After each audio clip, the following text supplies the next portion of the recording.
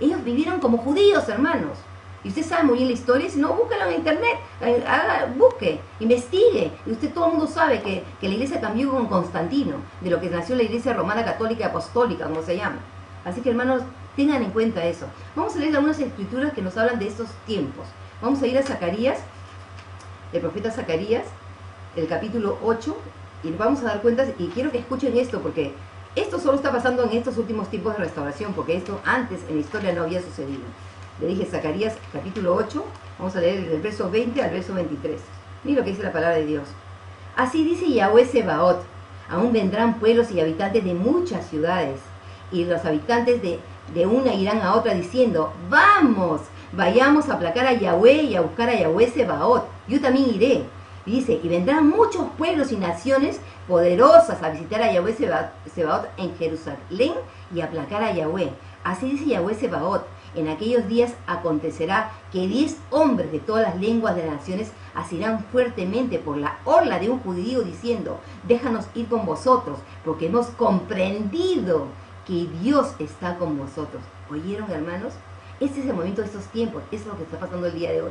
¿Por qué? Porque antes, cuando en la historia de la iglesia ha pasado, como les dije, por muchas restauraciones, pero la iglesia antigua también, ¿qué es lo que decía?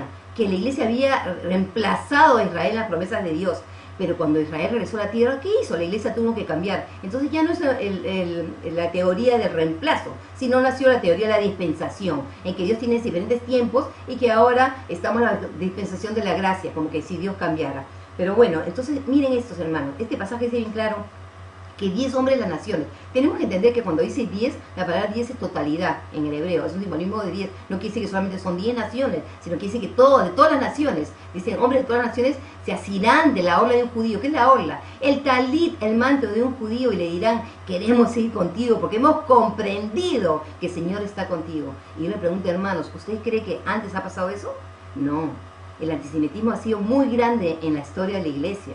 Años tras años de persecución, de acusar a los asesinos de Cristo, todo lo que se le ha hecho al pueblo del Señor. Y yo creo que la iglesia tiene que empezar a arrepentirse, porque algún día le va a tener que dar cuentas a Dios de lo que ha hecho.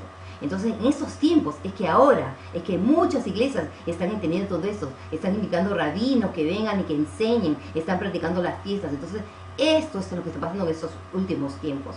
Vamos a leer otro pasaje, que es muy conocido, que está en el profeta Amós, el capítulo 9, que también habla un poco de la restauración, aunque de una forma diferente, pero lo vamos a ver claramente. Dice, el capítulo Amós 9, el verso 11, dice, en aquel día levantaré el tabernáculo de David ya caído, y cerraré sus brechas y reconstruiré sus ruinas, y lo edificaré como en los días de antaño. ¿Qué está haciendo levantar el tabernáculo de David? ¿Qué significa el tabernáculo de David?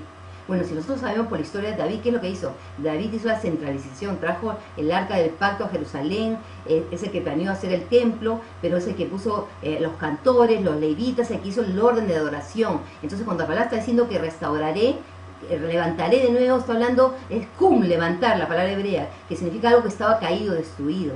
Y tristemente todo eso ha sido caído, destruido, porque la iglesia está apartada de sus raíces hebreas. Ahora, vamos a ver otro pasaje, vamos a ir a Isaías 58, 11 y 14. Y este pasaje me impresionó muchísimo. Y así, hermanos, por eso le digo, no me escuchen a mí, escuchen lo que dice la palabra, lo que el Eterno nos está dejando en su palabra. Si usted considera la palabra de Dios inspirada y su palabra santa, entonces escuche el mensaje de las Escrituras. Miren lo que dice Isaías 58, vamos a leer del 11 al 14. Dice, Yahweh te pastoreará siempre, y en la sequía saciará tu alma y dará vigor a tus huesos. Serás un huerto bien regado, un manantial cuyas aguas nunca faltan. Los tuyos reedificarán las ruinas antiguas. Volverás a levantar los cimientos de muchas generaciones y serás llamado reparador de brechas, restaurador de senderos para descansar. Los senderos antiguos, hermanos. Pero mire lo que sigue, lo que dice. Ojo, escuche, oído, preste oído, atención. Si detienes tus pies en el Shabbat para no hacer lo que te plazca en mi día santo, si llamas al Shabbat tu delicia, santo, glorioso de Yahweh, y lo honras, no yendo en tus propios caminos, ni buscando tus propios placeres, ni hablando de tus propios asuntos, entonces Yahweh será tu delicia. Te hará subir sobre las alturas de la tierra y te alimentará con la herencia de tu padre Jacob, porque lo habló la boca de Yahweh. ¿Están oyendo, hermanos? Qué pasaje tan precioso, está hablando de la restauración, que serás llamado reparador de brechas de las sendas antiguas. Y por eso, hermanos, las personas que están enseñando que hay que guardar el Shabbat, que hay que guardar las fiestas del Eterno, ese es el mensaje profético de estos tiempos. Escuche, hermano, no cierre sus ojos, no endurezca su corazón al mover el espíritu de estos últimos tiempos. Revise la palabra. Yo me pregunto, siempre digo a la gente, ¿cuántas veces he hecho la pregunta, hermanos cristianos que están en la iglesia? ¿Cuántos de ustedes son honestos? Digan, pongan su mano al corazón y díganme, ¿han leído ustedes la Biblia? Estoy hablando la totalidad de la palabra. ¿Han leído desde el principio al final? Entonces, ¿cómo pueden saber el mensaje de las Escrituras si no conocen la palabra de Dios? Escuche la palabra, escuche lo que está escrito. Para eso el Señor nos dejó su palabra, para estudiarla y escudriñarla. No la dejó para leerla, nos la dejó para que la estudiáramos. Porque hay un mensaje en la palabra, y el mensaje es el mismo. Nuestro Señor es el mismo, hoy, ayer y siempre. Él no cambia. Ahora, quiero que vayamos a Malaquías 4, donde habla de esta venida, esta segunda venida, como se puede decir, del profeta Elías. Como les estoy explicando, no es una segunda venida de Elías, sino es el espíritu de Elías para estos últimos tiempos. Vayan al libro de Malaquías, el capítulo 4. Vamos a ver. Miren lo que dice. El capítulo 4 es muy corto, tiene solamente 6 versículos. Y el primer verso nos habla de qué está hablando. Dice, ciertamente viene el día ardiente como un horno, donde todos los soberbios y todos los que hacen maldad serán estopa. Aquel día vendrá y los abrazará, y no quedará de ellos rama ni raíz, dice Yahweh Sebaot. Claramente vemos que está hablando del día del Señor, el último día, el día de la venida del Señor. Dice, para más vosotros, los que teméis mi nombre, nacerá el sol de justicia, trayendo salvación en sus alas, y saldréis y saltaréis como becerros salidos del establo. Sabemos que este pasaje se refiere a nuestro Mesías. Dice, y hollaréis a los malos, que serán como el polvo bajo las plantas de vuestros pies, en el día que yo preparo, dice Yahweh Sebaot. Ahora, preste atención a este verso. Dice, acordaos de la ley de Moisés mi siervo, que le prescribí en Horeb para todo Israel, con sus ordenanzas y preceptos. He aquí, yo os envío al profeta Elías antes que venga el día de Yahweh grande y terrible. Él hará volver el corazón de los padres a los hijos y el corazón de los hijos a los padres, no sea que yo venga y tenga que consagrar la tierra al exterminio.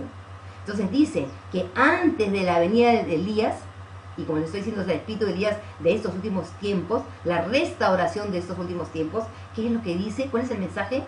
Acordaos de la ley de Moisés, mi siervo que le prescribí en Horeb para todo Israel, con sus ordenanzas y preceptos. Y ahora, hermanos, si usted cree que Israel se refiere al Israel, al pueblo judío, y no a la iglesia, está completamente equivocado. Porque la iglesia ha sido injertada a Israel.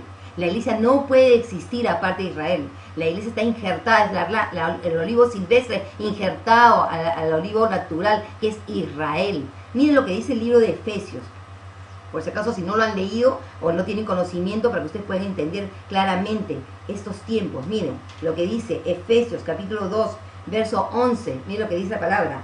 Por tanto, acordaos de que anteriormente vosotros, los gentiles en la carne, anteriormente, ustedes, los gentiles en la carne, los llamados incircuncisión por la llamada circuncisión hecha por manos en la carne, en aquel tiempo, dice, estabas en el Mesías, apartados de la ciudadanía de Israel y extraños a los pactos de la promesa, y no teniendo esperanza sin Dios en el mundo. Entonces, ¿cómo estaban los gentiles antes?